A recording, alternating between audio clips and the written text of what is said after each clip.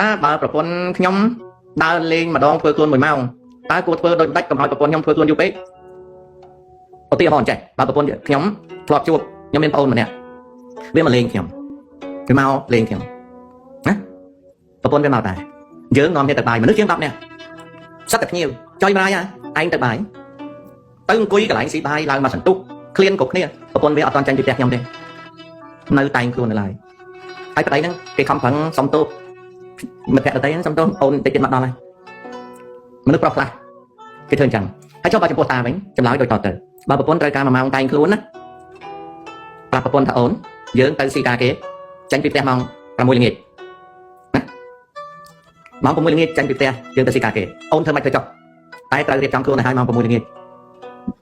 ម្ដងប្រពន្ធម៉ោង6:45មកបានចាញ់ពីផ្ទះព្រោះតែងខ្លួនយូរពេកប្រាប់អូនថ្ងៃក្រោយយើងណាត់ម៉ោងគ្នាទៅបងគេប្រាប់ថាអូនម៉ោង8ព្រឹកយើងទៅវត្តស្រាប់តែម៉ោង9:10អត់ទាន់បានចាញ់ពីផ្ទះធ្វើខ្លួនយូរពេកអូនឈប់ធ្វើអញ្ចឹងទៅអូនត្រូវខំពន្លឿនការងារអូនឬក៏ធ្វើឲ្យបានណាដល់ម៉ោងយើងចាញ់លើក្រោយប្រាប់អូនយើងត្រូវទៅពិធីគេម៉ោង9កន្លះចាញ់ពីផ្ទះប្រសិនបើម៉ោង9កន្លះអត់បានចាញ់ពីផ្ទះទេបងអត់ទៅទេថាម៉េចបានទៅបងអត់ទៅទេពីព្រោះយើងនិយាយនេះស្ដាប់តែបានយើងកុំគួរទៅនាំប្របាក់ទៅចែកនេះទេបងអត់ខឹងខ្លួនឯងទេប៉ុន្តែអត់ទៅបើប្រពន្ធរករឿងប្រាប់តែកុំបង្កើតរឿងណា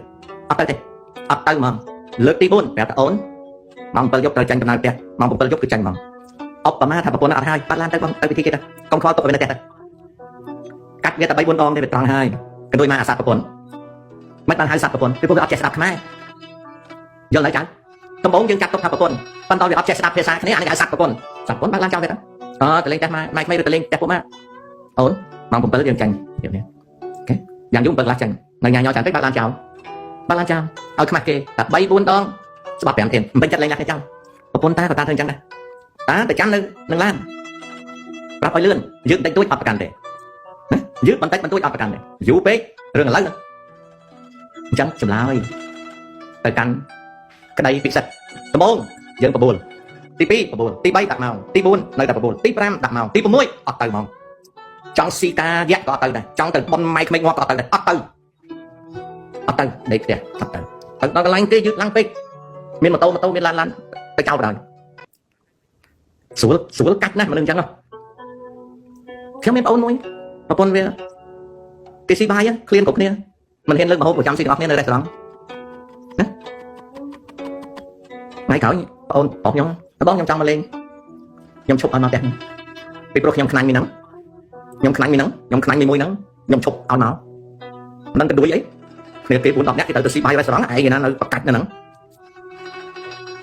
កុំលេងមួយខ្ញុំតើអត់ចូលចិត្តមកឲ្យជន់ផ្ទះខ្ញុំមកញ៉ៃអីមួយខ្ញុំឃើញទេអាហ្នឹងខ្ញុំអ្នកក្រោយអត់មកទេថ្ងៃក្រោយបងខ្ញុំចង់មកលេងបងចង់ចូលមកលេងជុំគ្នាអីអត់ស្អីអត់បន្ទូលបងឈប់ឲ្យមកកុំឲ្យពូជមីចៅហ្នឹងមកជន់កាត់ទៅចាអញនាំចង្រៃចាអញអូវាតែងខ្លួនយូរពេក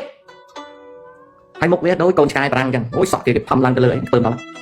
ប៉ុន្តែយើងអត់និយាយទេអាហ្នឹងឲ្យភាសាខ្មែរភាសាអង់គ្លេសហៅថា silent protest គឺអត់ឲ្យចឹងអញ្ចឹងស្រួលទេក្តីពិសេសកាច់តែពី3 ដងបាក់ចៅជាមនុស្សប្រុសណាកុំឲ្យអាប្លោះភ្លើងនឹងគ្របលើក្បាលយើងបានណាកាលណាអាប្លោះភ្លើងនឹងគ្របលើក្បាលយើងអត់មានសេរីសុខស្ដីទេបងនេះតាប្រាប់ណាអូខេ